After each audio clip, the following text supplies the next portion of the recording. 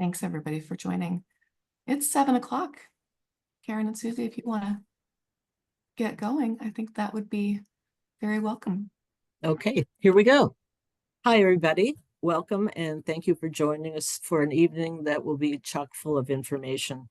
We will send you the slide deck and recording, but feel free to take notes. We won't be taking questions tonight, but if you have questions, you can enter them in the Q&A and we will try and write you an answer as part of our post-event follow-up. I'm Susie Kaeser. I'm the League of Women Voters Education Specialist. I've had this volunteer job since about 2017 when we started following fair school funding in Ohio. I spent most of my professional and volunteer life as a public school advocate. And I have been a classroom volunteer at my neighborhood elementary school since 1989. I care about public schools. I want to welcome and thank John Patterson, Dennis Willard, Nneka Jackson for the work that they do and for joining us tonight to share their knowledge about public school funding, public funding of private school tuition vouchers, and what it means for school district leaders who are trying to provide the best for students and serve their community's taxpayers. So a basic principle of the League of Women Voters is that every person deserves access to a high quality public education. Like voting, it is fundamental to democracy. Taxpayers share in funding this important system because we all benefit from a citizenry that is able to participate in self-government and contribute to their community and to our economy. When it comes to the well-being of children, democracy, our state's reputation, our workforce, and our collective future, there isn't anything quite as consequential as the education opportunities available in our state system of public education. Funding is critical to public schools having the capacity to educate the children who will define our future. So the goal of tonight's forum is to establish basic knowledge of two demands on our state funds, one public and one private. We hope this information will inform your efforts to advocate for public schools in this upcoming state budget process. Public education is built on two fundamental principles: the separation of church and state and serving the common good. Private education advances individualism and frequently is focused on religion. Private schools have always been a part of our education system and valued, but until the advent of vouchers, public funds have been reserved for the non-sectarian and inclusive public system. Private religious choices have always been a family's responsibility. Ohio's system of common schools goes back to the 1850s when voters approved the state constitution, which requires the legislature to fund a system of public schools. This tradition was upended in 1995 when state lawmakers approved the Cleveland Scholarship Program and for the first time allowed state funds to pay for tuition for private education. Universal eligibility for a public-funded tuition voucher arrived in the 2023 state budget. A personal responsibility is now on the public's shoulders, but without any of the safeguards that protect taxpayers or the private school consumer. We have two systems of K-12 schooling that get public funds, but operate under two different sets of rules. Every 2 years, the state legislature does the important work of setting tax policies and establishing spending priorities in the state budget. Lawmakers have started that work. This is an important moment for Ohio.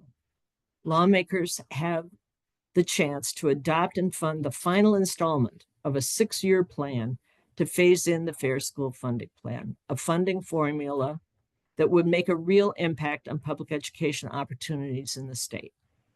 The outcome will be negotiated in the context of an expensive commitment to private education. It's a tug-of-war of values, priorities, and what actually meets the needs of most Ohio's children.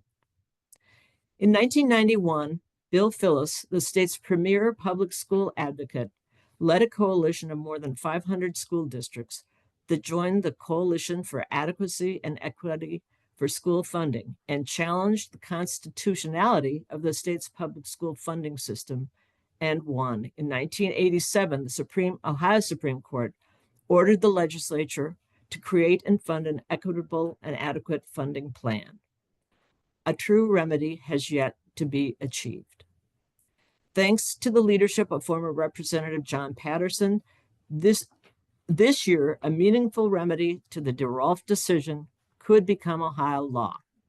In 2012, after retiring from a 29-year career as a social studies at Jefferson High School in Ashtabula, Dr. Patterson was elected to represent District 99 in the Ohio House. As a member of the Education Committee, joined forces with his Republican colleague, Bob Cupp, and together they led the bipartisan effort to design and pass a constitutional school funding law, now known as the Fair School Funding Plan.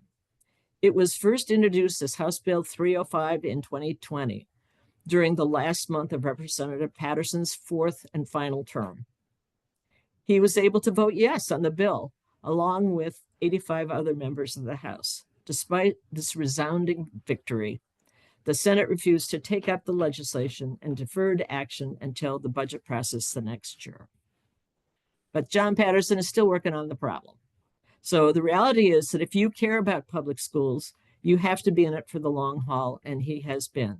So John, please help us understand the essentials of the fair school funding, where the legislation stands now, and where we should direct our concern. Thanks so much for agreeing to be here. Thank you, Susie, and it's a pleasure to be with my dear friends with the League of Women Voters. So let's start with the first slide. You've heard of the Fair School Funding Plan, and I wanted to give you a flavor of the folks who worked on it. Obviously, former Speaker Cupp and I were the ringleaders in it, but you'll notice Gary Scheer, who is a dear colleague and friend on the Republican side of the aisle, Jamie Callender, who led the efforts after I was termed out, Republican from Lake County. Senator Lehner, a dear friend of education, Republican from near the Dayton area. Senator Vernon Sykes, a Democrat from Akron. Those two together were able to begin the process of moving the Senate in the right direction. And then, of course, Bride Sweeney, Democrat from Cleveland area, great friend. And she and Jamie are both in their fourth term. Now, I mention this because this was a bipartisan effort. Not one person, not one group, bipartisan effort. And we realized, Speaker Cupp and I, early on, that we didn't have all the answers. Keep in mind that the Education Committee meets to fund education once every 2 years for about 5-6 weeks. And there were 5 members on the subcommittee for primary and secondary education in the House. And no one has all the answers. So what did we do?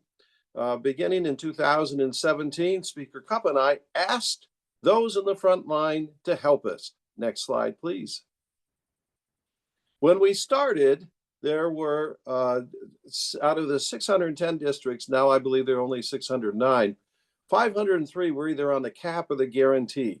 Now, we're going to get into that discussion a little bit later, but what I'm saying is that nobody was on a formula. And the reason that a formula is critical is that school districts have to offer a 5-year plan, a 5-year forecast, it's what it's called. But unfortunately, the state legislature operates on a 2-year budget. Now imagine your household if you had to plan 5 years out, but you could only account for money in the first 2 years. You would want to make sure that there was a formula in place so that your family could prosper for years 3, 4, and 5. That's what we were trying to do, and that's what's before you this evening. Next slide, please. So what we believed in from the very start is that every child in Ohio deserves a quality education. And we had to, as Susie mentioned, answer the question of adequacy. as defined by the Supreme Court in its DeRolf decisions, and there were 4 of them. I'll get into adequacy shortly. Secondly, we wanted to make sure that where students live by zip code didn't impact their education, that all students everywhere from Northeast Ohio to Southwest Ohio, and all points in between, received a great education. Thirdly, we wanted to make sure that there was a formula that didn't favor anybody. And when we brought this group together, and you're going to see that shortly, no one knew what the final outcome was going to be. In fact, it was about 2 days before, no, just hours before we introduced House Bill 305 that any of us saw the simulations, because we wanted it to be fair, justifiable, transparent, and above all, pure. And of course, and finally, the dollars needed to go where the students are educated. Next slide, please. So here are some of the folks that were on the original committee. Some of them are retired. You'll notice that there are going to be 16 of them all told, treasurers and superintendents from around the state of Ohio, from rich districts, from poor districts, from the hollers of Southeast Ohio to the plains in Northwest Ohio. We wanted a diverse group so that we could get an actual read on how schools are funded and where the money needs to be coming from so that our kids would receive that quality education. Next slide, please. So here are some other folks, and you might know some of them. They're just experts. In fact, if you read the awards in some of the trade magazines, these are folks who have won outstanding awards in their various careers. So it's an all-star team, and it definitely was a privilege for me as a retired teacher to work with such caring professionals. Next slide, please. So you've probably seen this cartoon. When I came to the State House, there was no rhyme or reason for and I'll use the term loosely, funding formula.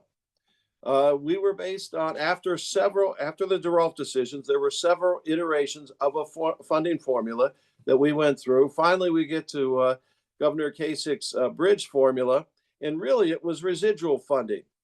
In fact, here's basically how it worked. Whatever money the state had left after funding things, we would then take that pot of money and divide it by the number of students in Ohio, and that's how you arrive at, when I started, $6,000 a student. There was no way, shape, or form it was justifiable. Over the next couple of years, it was raised to $6,010, and then a whopping $6,020. No rhyme, no reason, no justification. That's just the way it was. So Speaker Cupp, he was then Chairman Cupp on the primary secondary subcommittee. We agreed in 2017 that we needed to fix this. We called those folks together because school districts needed to be able to predict where the money was coming from. Next slide, please. So there are 3 things that you must remember from the Fair School Funding Plan. The first is obviously the base costs, and I'm going to get into that in great detail shortly here. And this is what's going to determine the component is addressing adequacy. Okay. Then we're going to get into what's known as capacity. Susie, you mentioned that, in fact, I hope you have a Google search. Look under Ohio Constitution, Article 6, Section 2. It talks about the responsibility of the state and the local government to share in the burden of education. It does not all fall on the state, nor does it all fall on the locals. It's got to be a partnership to make it work. And then, in addition to the base cost, there's going to be this all-consuming nomenclature of categorical aid, or that's in educational circles called add-ons. Next slide, please. So let's get right into funding the base cost. Next slide. So this is different than approaches in the past. We wanted to make sure that all components of a student's day, from the time they get on the bus in the morning to the time they get off the bus in the afternoon, was worked into the base cost. Other models, quite simply, did not account for everything, but this one we were determined to account for the whole student, including athletics, extracurriculars, and anything else that they might need. And here is something else that's critical. This is not a prescriptive model. We don't tell school districts, we don't mandate, I should say, what they should spend this money on. The Fair School Funding Plan simply allocates the money that a school ought to have. And guess what? Local control, school boards who are fairly elected by their local districts are the ones who make the final decisions as to where that money should be spent. And I'll get into that here shortly. Next slide, please. All right, so I hope you can see this. This is a base cost breakdown. So if you look under direct classroom instruction on the right-hand side and look at the grade levels, you will see the pupil-teacher ratio per FTE is full-time equivalent is 20 students to one teacher. 20 students to one teacher. So in first grade, second grade, it's 23 to 1. Junior high, it's 25 to 1. High school, it's 27 to 1. Every single component of the entire school funding plan is based on research and best practice. This is not a wish list. This is actual costs. So when you have a kindergarten class, now I taught in a high school and my largest class was about 38 my first year. It was a nightmare. I can tell you that kindergartners, even 20, sometimes can stretch the patience, the creativity of a teacher, but these are what are recommended. These numbers are recommended by research. So let's dig into this a little bit deeper. So I'm going to use my good friend Susie as I'm going to make her the superintendent of Columbus City Schools. Fair enough, Susie? You can do that, right? Okay. And I'll be the superintendent of the Cleveland Public Schools. So let's pretend that both of us have the same number of students. And I'll just pull a number out of the hat. Let's say we both have 50,000 students. But in my case, my students might be heavy in the kindergarten, first grade, the primary levels of education. Susie's might be a more mature audience in the upper junior high and high school. Based on this pupil-teacher ratio, it is possible for two districts with the same number of students to require different amounts of funding based on the pupil-teacher ratio. In other words, every component of this Fair School Funding Plan meets the individual needs of that particular district. It's not dependent on anybody else. It's just what that district needs based on its student population. Now let's look down under instructional and student supports. Co-curriculars, academic, there's amount per pupil for athletics that is critically important. High school guidance support, there's an amount per pupil for that as well. Safety and security, non-personnel, that would be non-personnel, things like lights and locks and that sort of thing, physical things, because if you look down, you'll see, oh, library, every school needs a library. We're going to pay for librarians. Social, emotional security, life support, that's where you would find school resource officers. Anything, and that's where you'd find other healthcare promotions, one per every 250 students. However, the districts want to spend that money, but we're going to allocate it for them. So those support systems are accounted for. Then if you look down, building leadership, you need a principal. You're going to need to operate the building. That's lights, that's maintenance, that's cleaning the floors. All of that is counted in. And then finally, the district leadership, you need a superintendent, you need a treasurer. My goodness gracious, you need an EMIS coordinator as well.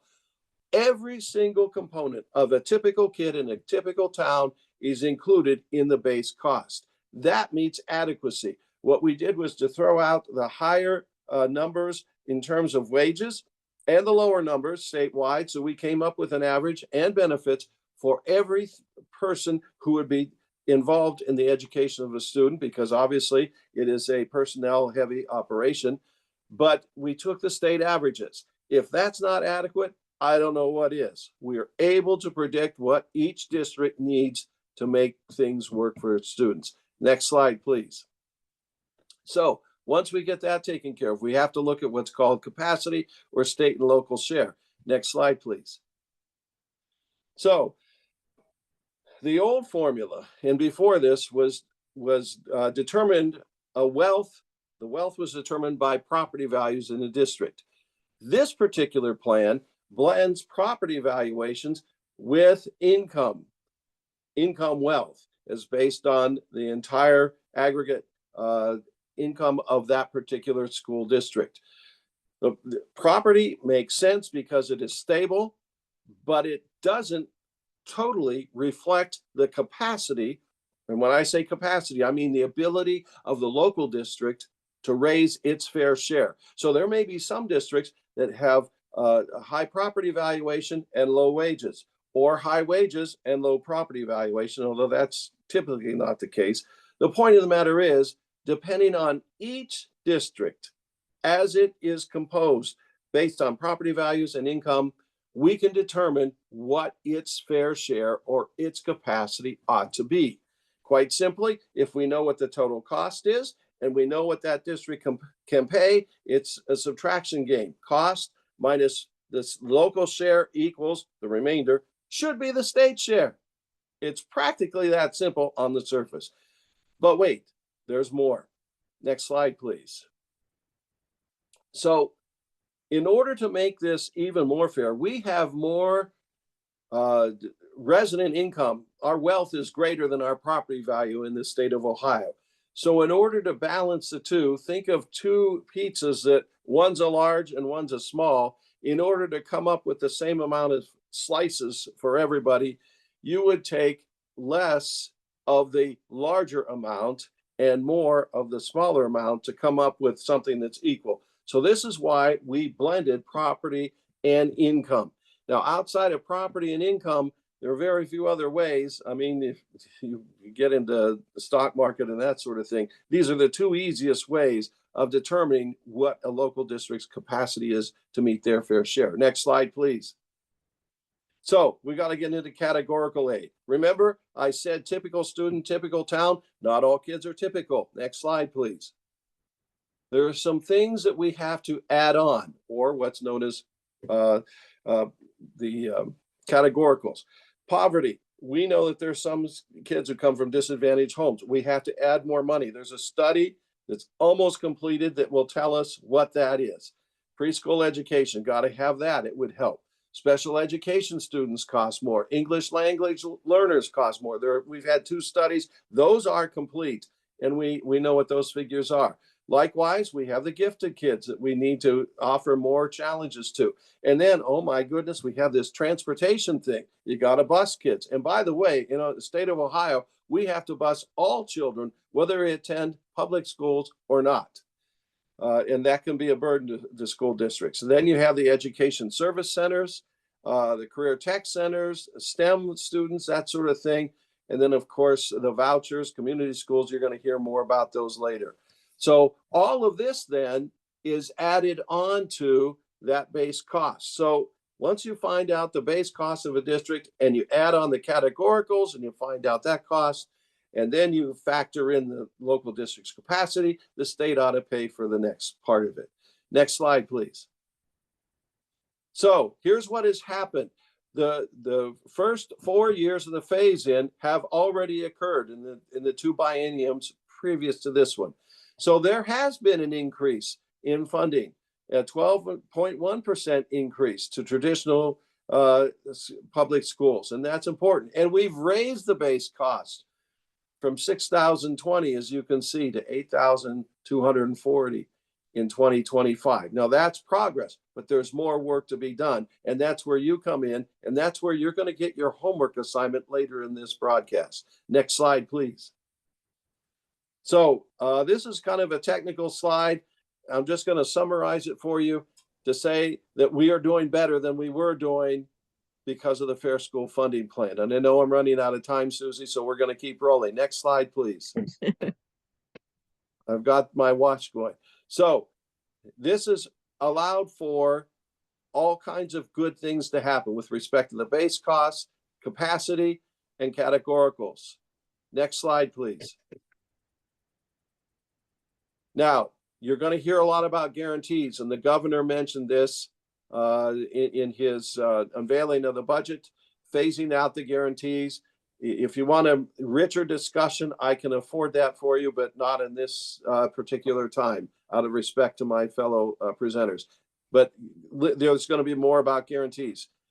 Next slide, please. And you're also going to hear that districts are flush with cash. Well, yes, we did get one-time funds from the federal government. And yes, we have to do a 5-year forecast. And no, we cannot depend totally on the state. So if you're a good treasurer or superintendent, you are going to sit on some money to make sure you can get it through. So this is really a misnomer on the parts of some folks. Next slide, please. We're getting close, Susie. Take your time. You're good. Okay. So another thing you're going to hear about is the 20 mil floor. And again, this is a technical conversation. We get into it, and maybe we need a follow-up to get into the real weeds of this. But the point of the matter is, you're going to hear a lot of debate about the 20 mil floor. To get state aids, schools have to at least have 20 mils. Now, 10 of it can be unvoted. And that means they call it inside millage, that school districts can just add on mills up to 10 to service their needs without voter approval. The problem is the property tax. In some areas, there's been a reevaluation recently, and property values have gone through the roof for various reasons. And so if property values increased, it looks as though a district is wealthier than it really might be. And if it's wealthier than it really might be, that reduces the state share. So there's going to be a lot of debate, a 20 mil floor and HB 920, which is limits the amount of money that a school can collect on a particular levy. Again, that's another subject for another day, but we need to get into that at some point soon. Next slide, please. And here we are at the very end. If we do not update, there are a few things that are on the table now. We must phase in years 5 and 6, and then you have to update the inputs, the base costs, the teacher salaries and such. That's always going to lag behind. We need to get them at least up to fiscal 24 to keep pace with inflation, because if we don't, it's going to create a disruption in the formula, which means local taxpayers are going to have to pay more. The state gets off the hook, and that's not fair. So there are some things hanging out there, the 20 mil floor, House Bill 920 dating back to the 1970s, and some other issues that will pop up, especially with respect to vouchers. So Susie, I think I hit my time on the money, didn't I? You did. You can talk really fast. And I know there's so much more to understand about this, but I think we've got a basic understanding of what's in the formula. And the real challenge is how to get it through the process. And that's where we all are going to have to speak up. And we hope to do a follow-up forum that's much more focused exactly on where it is in the process and what the issues are, and what are and how to understand what the arguments are. So thank you for giving us that basic. I'll be back. Just invite me and I'll be there for you. Thanks. Right. Thank you so much. So now we're going to switch to the other side of the public-private, and that's about school vouchers. Starting in 1995 with the Cleveland Scholarship Program, the legislature has created a total of 5 different voucher programs, creating incremental increases in eligibility based on 2 popular arguments: saving children from failing schools and providing poor children more opportunities. Both fall under the enticing notion of choice.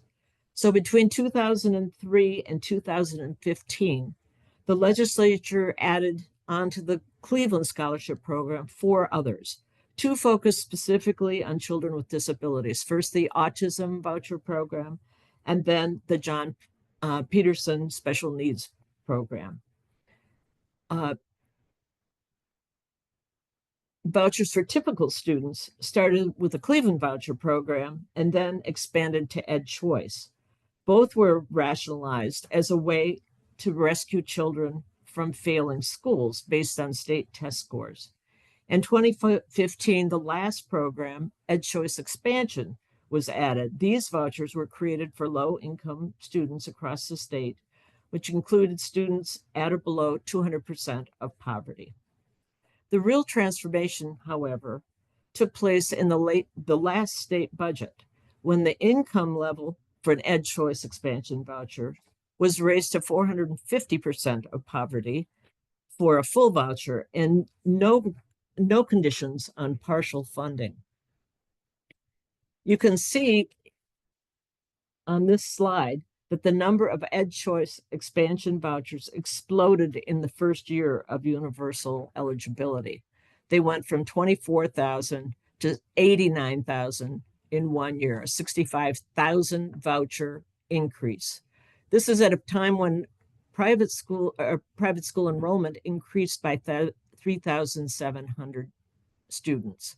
So the bulk of that increase went to students whose families had already decided and been able to commit their resources to enroll their kid in a private school.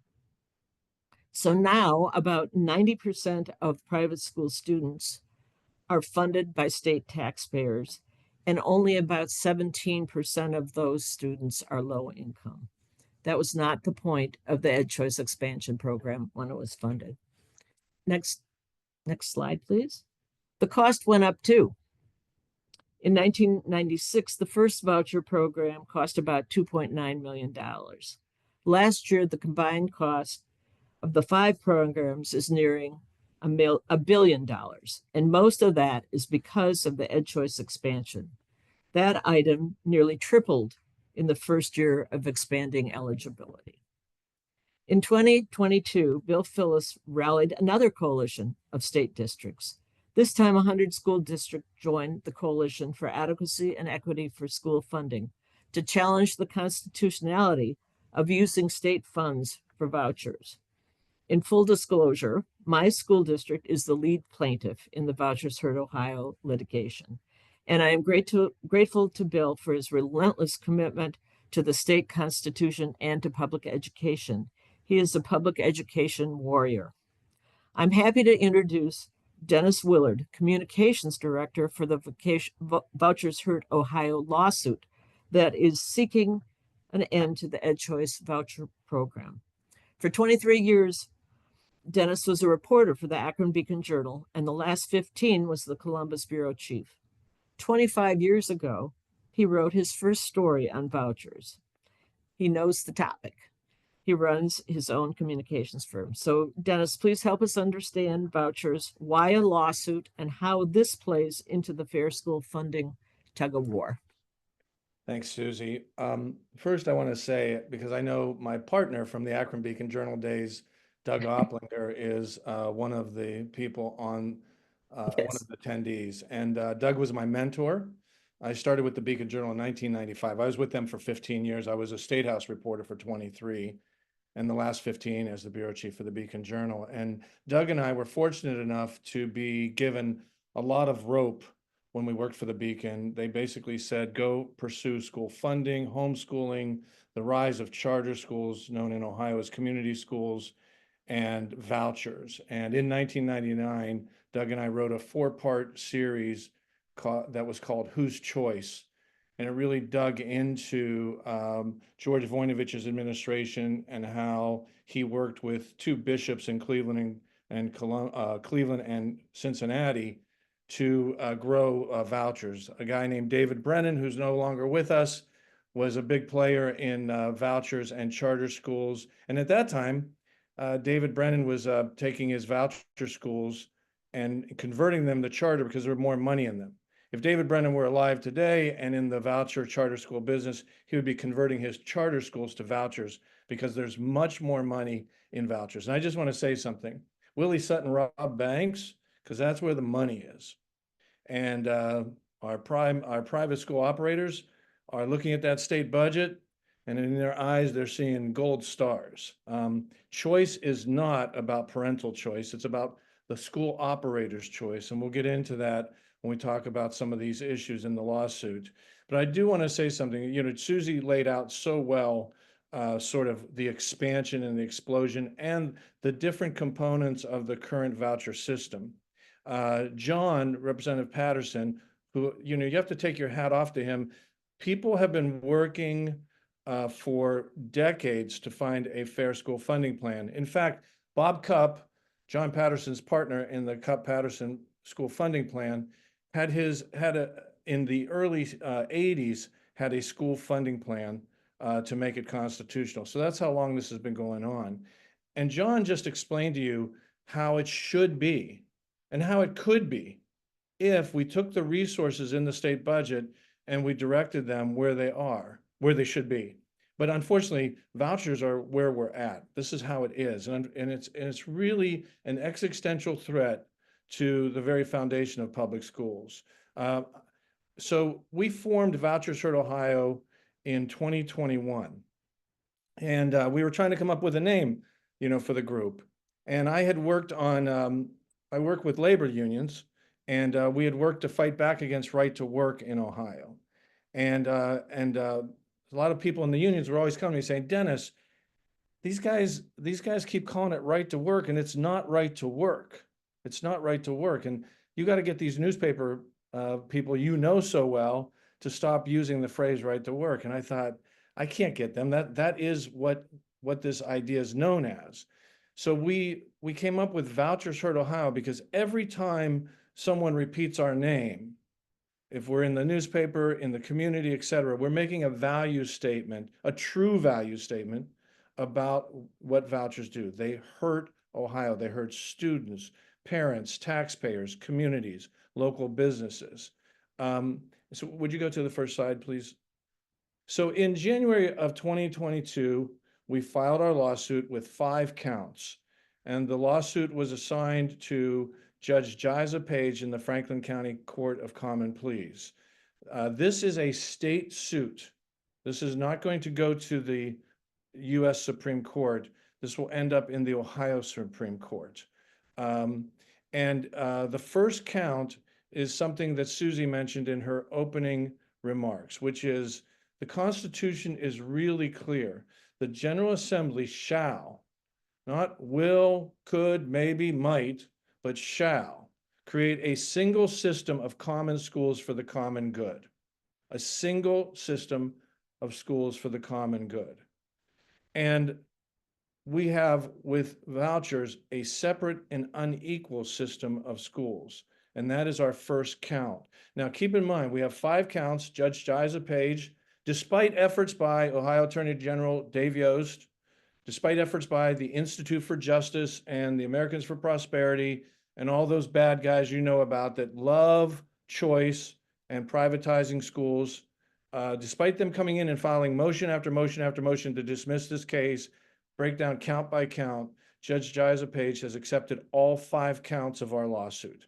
That's when when vouchers go on trial this year, we will be looking at all 5 of these counts. And this is our first count. Our second count, I'm sorry, yeah. So there it is. And again, declaratory judgment, this is really important.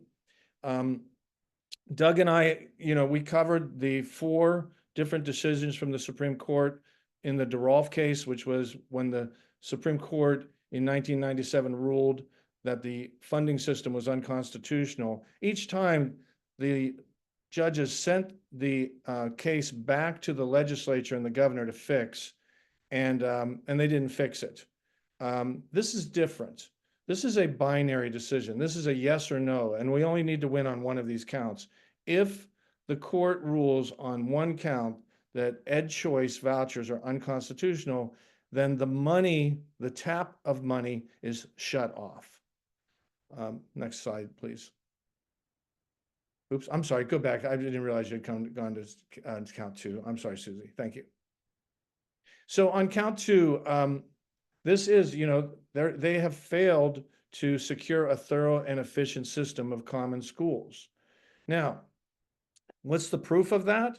Well, they've admitted it. They have said Cupp-Patterson is constitutional, but we're not fully funding it.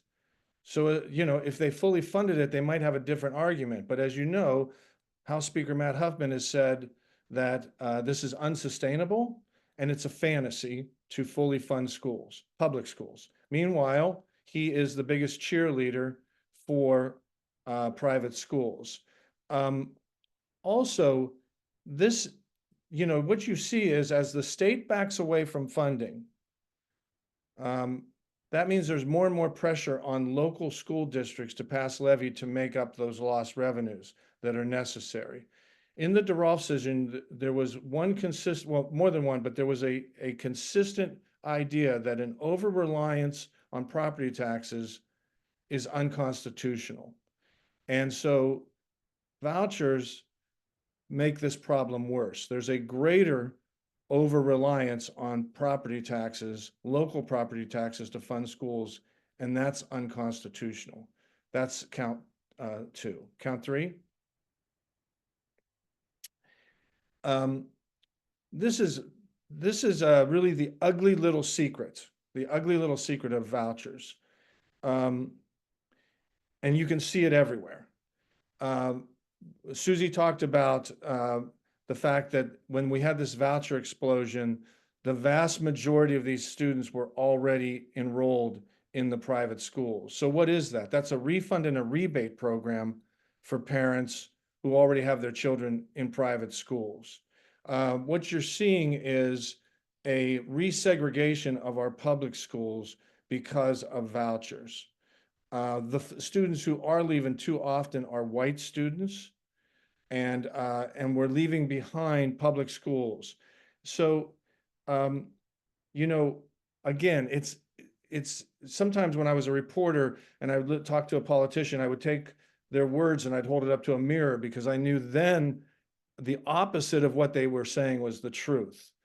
And this has been a lie from the beginning, that this was a way to try to help poor kids escape poor schools. And you've seen it now. The facade is gone.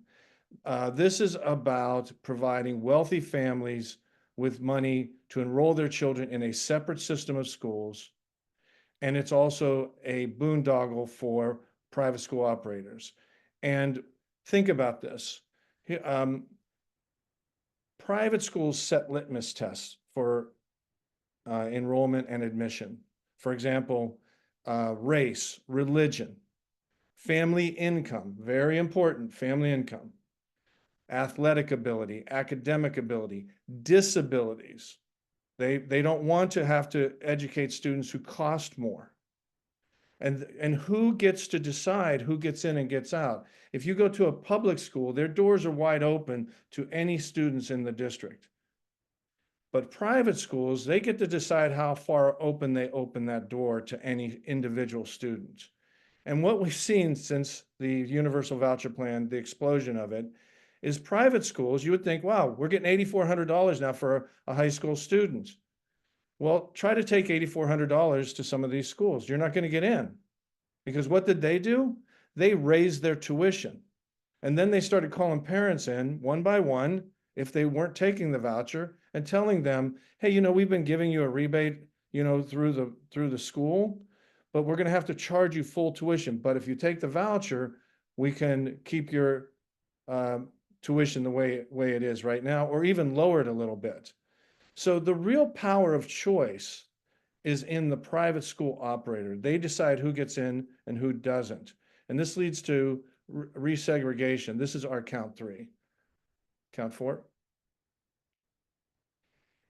I'm just going to read this to you because, you know, we joke and said that, you know, Scalia couldn't have, you know, been more proud of a statement like this being in the Constitution. No religious or other sect shall ever have any exclusive right to or control of any part of the school funds of this state.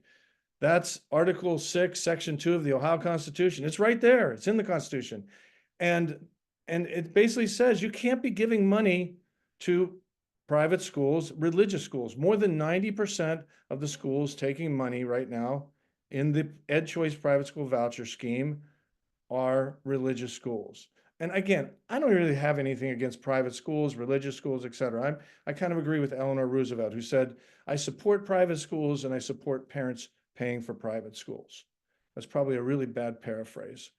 But this is count 4. This is, and you know, sometimes people say, well, what were our constitutional founders thinking when they put this language in there? You know, what was the intent?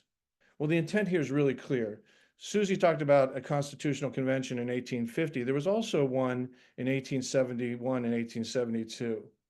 I think Doug and I covered that convention as well. And at that time, there was a member for the Constitutional Committee who brought forth an amendment to allow public funds to go to private schools. And that amendment was like overwhelmingly rejected. So we know what our framers were thinking. We know that. So when we go in there, we're not on squishy ground here. We're on real solid ground. Let's go to the fifth one, please.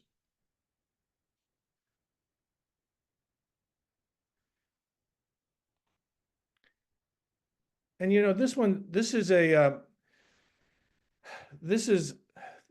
all powers inherent in the people. And basically, we're making the fifth count is that vouchers grant special privileges to a special group that is contrary to the power inherent in all of us. And that's our fifth count. I'm just going to talk about a few more things because I want to give a chance to our fellow, somebody I've been working with, Nneka Slade Jackson, who's on our steering committee of Vouchers Hurt Ohio. But I want to say something about the funding. You know, if somebody tells you that the money for private school vouchers does not come out of the same line item as the money for public schools, they're either really stupid or they're lying. And a lot of these guys know what they're talking about, but they're trying to always confuse this issue. Now, ask them to show you in the state budget the separate line item that clearly delineates where the money for vouchers is going. It can't be done. It can't be done. They don't want to show that. They don't want to show that. They want to hide that. They want to bury it. But what that means is that $1 more for private school vouchers is literally $1 less available for public schools. It is, as Representative Patterson talked about, the pie. It is the pie. And you've got more and more money going to 10% of the students and less money going to 90% of the students. And I'll just finish with this. You know, again, it started, let's help the poor. Sounded like a Statue of Liberty kind of pitch, you know, put together by Coca-Cola marketing people. But the fact is now today, it really is a refund and a rebate program for the wealthy. That's who's getting this money. I mean, Les Wexner, the billionaire in Ohio, is eligible for a partial voucher that is equal to some money that some school districts are getting per pupil from the state for their funding. Because when John talked about that $8,200 available, and it's true, the money has grown, but that $8,200 is state and local dollars together. That's not a check the state is writing for $8,200 per pupil. It's that state and local funding combination. The voucher is 100% $8,400 for a high school student. And I do want to thank you all. This is an amazing turnout. I am going to throw some things in the chat for how you can reach Vouchers Hurt Ohio. Maureen Reedy is also on here, former Teacher of the Year, former legislative candidate, and has been just super in helping us. I'm going to throw her information in here. I just want to say one last thing. We're trying to form local chapters around the state, local chapters in school districts. Right now we have close to 300 districts that have been involved in the lawsuit. We need to get to 500 or as many as 600. We're going to win in the court of law, but it's just as important to win in the court of public opinion. Thank you so much, Susie. Thank you, everyone. Thanks a lot, Dennis. It's a big task and a very serious one. So I want to move on to our good friend, Nneka Jackson. We're fortunate that she's here. She's a great advocate for public education. She's completing her third four-year term on the board of the Richmond Heights City School District and her 7th year as president of that board. Her district is one of the named plaintiffs in the vouchers lawsuit, and she serves on the steering committee of the litigation. She also owns her own business. She can talk to us about the intersection of adequate state funding and vouchers and how that has played out in her community. So, Nneka, thanks Thank so you. much. Thank you, Susie and Karen and Elizabeth and the League of Women Voters. And before I get into the story of Richmond Heights, and it's, by the way, a story that spans a couple of decades, a story that intertwines our fight for education with a broader history of Black America's struggle for justice. And I would be remiss if I didn't acknowledge a few key players in that story within Richmond Heights who actually make Spartan Nation, Spartan Nation. And I know our superintendent, Dr. Marnisha Brown, is on the call, our treasurer, Cooper Martin, the vice president of the school board, Jackie Brown, my board colleagues, Linda Plaginskis, Barbara, Frank Barber, Dr. Hugh Turner.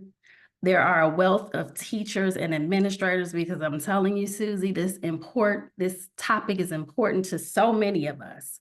I put the call out to our city.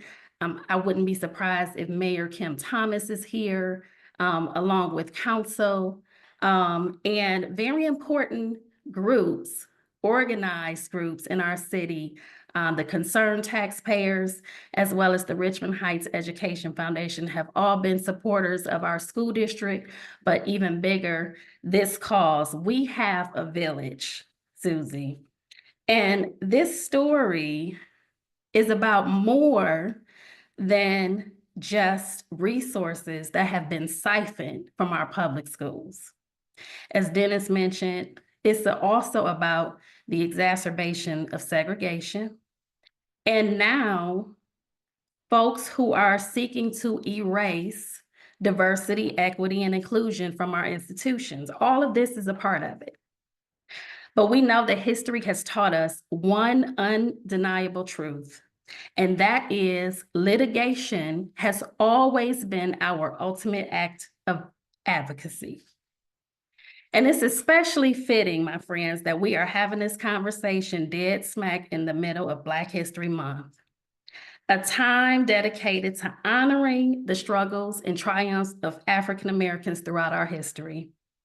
And our discussion today is not just about education, but it is about preserving the very principles of equity and justice that generations before us have fought to establish. So I'm just going to give you a little glimpse. We're going to take a look back at those 20 years before now. Because beginning in 2005 to 2008, Richmond Heights had 6 failed levies in a row. And I think Representative Patterson talked about the notion that the less money we get from the state, the more strain that it puts on a community. And so not only did we have strain because of the financial status, but the pathway that led to that strain was a very dangerous narrative that was put on our community, our school district, by the state of Ohio based on a report card. We were labeled as failing. And so those 6 failed levies not only led to financial instability, but it led to a dark cloud that we couldn't come from up under almost in 20 years. The transformation that we have experienced in Richmond Heights over these last 20 years has been unbelievable. But that narrative, it's been very dangerous. We are still seen by some as a failing school, even though we have a 4.5-star high school. We are now a 3.5-star overall district. We now have a 100% graduation rate. And I'm telling you, Susie, it's still hard to fight that dark cloud from 20 years ago.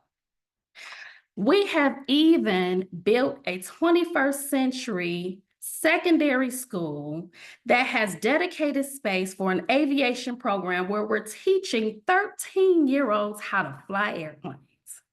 And we still have the dark cloud. We have seniors that graduate from our schools with both high school diploma and college degree in hand upon graduation, but we still have that dark cloud. And I'm gonna tell you, Susie, not even a 3-time back-to-back state championship in basketball will erase that dark cloud. So we started out in 2005 to 2008 with 6 failed levies, leading to financial instability. And by 2012, we were placed in fiscal caution, a direct consequence of local tax dollars being diverted to private and parochial schools. And by 2018, 2019, almost 20% of our nearly $14 million operating budget went to private schools. It went to fund students who lived in Richmond Heights whose families chose private schools, rather than investing in the students whose families chose Richmond Heights. And thanks to Representative Patterson, by 2020 and 2021, those dollars no longer came directly from our budget, but as Dennis mentioned, we were still impacted.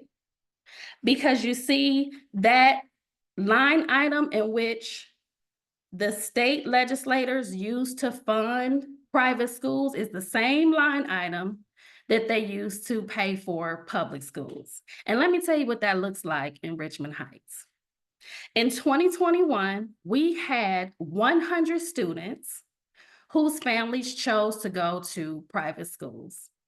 The state gave those 100 students $675,000 to attend those private schools. How much did the state give us, you ask? Less than half of that amount, mind you, to educate almost 10 times the students. So let's just recap. We've got a plague, dark cloud of a dangerous narrative labeling us failing. We've got funds being siphoned and steered to private schools. And then when you look at the demographics of our community in 2005 through 2021, we had declining enrollment from our white students. In 2005, our school district mirrored the population and demographics of our community. We had about 30% of our students who were white that attended our schools, which was very similar to the makeup of our community. By 2021, 3%. And so since I took you down memory lane to give you a glimpse into the last 20 years in Richmond Heights, let's just go back a little bit further and let's look at the parallels of Black history and the fight for civil rights. See, in 1954, we had Brown versus Board of Education.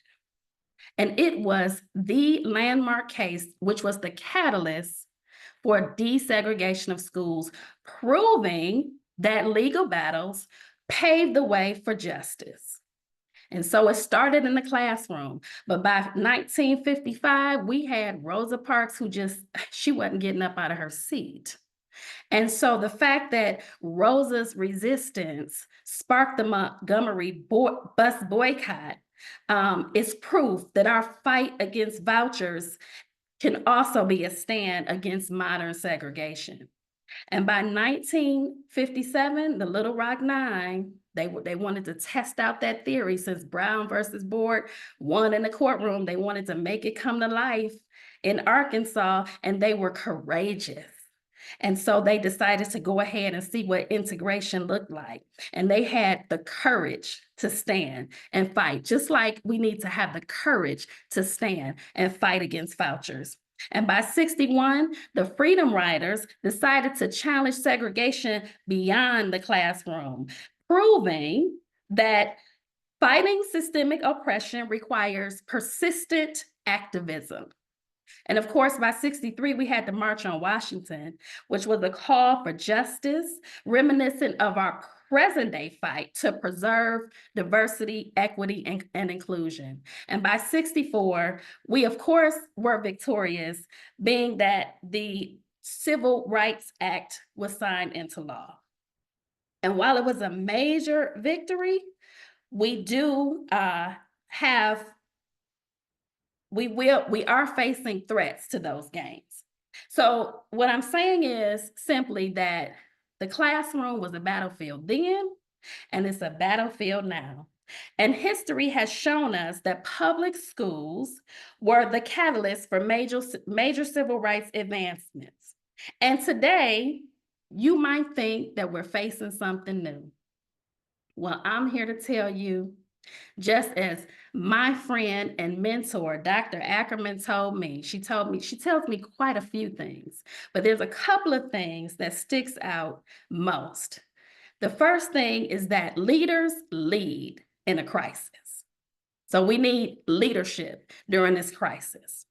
But the second thing is, this ain't nothing new under the sun. We have seen this movie. We have been here before. The battle is so familiar. And so the same forces that once fought against integration now weaponize vouchers and legislation to undermine our progress. They're diverting funds, increasing segregation, and working to dismantle diversity, equity, and inclusion in hopes of erasing the hard-fought gains of our ancestors. But let's be clear.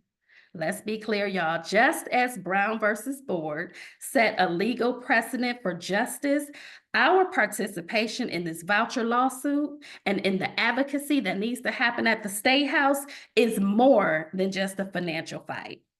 It is a moral imperative. It is an act of advocacy for our children, our schools, our future, and our democracy. The American public school system was once a battleground for justice, and it will either remain a beacon of hope for opportunity, or it will become the tool by which they will dismantle the very progress that we have all fought for. Richmond Heights will not stand idly by. We will fight, we will litigate, and just as history has shown us, we will prevail. The question is, what are you gonna do? It is inconceivable to me that out of 600 and something school districts, we don't have 100% participation. We need you to go back to your school boards, your school leaders, your superintendents, and tell them to get in the fight. Go back to the parents and the teachers and tell them to write the senators, show up and testify. We can't do this alone. Thank you, Susie, for the opportunity to share our story, and Dennis for being in the fight with us, Mr. Patterson for all your work. We appreciate the efforts, and we're gonna fight on. Amen. That's all there is to say. We do have an obligation to stick with this. There's hope in the legislature if we can stick with John Patterson's plan. Thank you all. I think Karen has some final words for us. Actually, the question, Nneka, thank you for that inspiration. Now, what can you do? Number one, get to your school boards and find out if they're part of the voucher lawsuit. Tell your school board members that they need to be advocates for strong public schools. That's number one. Number two, basically, the budget, Matt Huffman, Speaker of the House, is using a different format this year for the budget. So the budget has been now divided into pieces and are in the individual committees, the standing committees of the House. So the education portion is with the House Education Committee. It is really important that we show them that we are watching, that we want strong public schools, we want full funding of our public schools because it's absolutely essential for our students.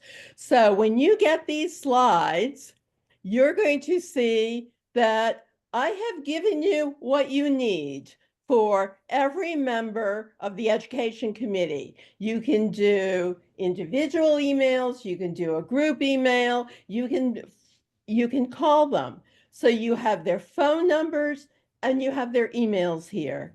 We're asking you now, while it's in committee, to get those messages across that we're watching, that we want strong public schools, that we want fully funding of the Fair School Plan. And don't forget to get your school boards to do the same. And again, Susie talked about the fact that we are recording this and we will be putting it up on the League YouTube channel. We will make sure you have a link to that. Pass the link on. For those of you who are in groups, have a group meeting of your friends and family. Watch it together and discuss it. And again, watch for our March forum. I want to thank you all for being here. I especially want to thank our speakers and their passion and dedication to this issue. We together can prevail. Thank you all.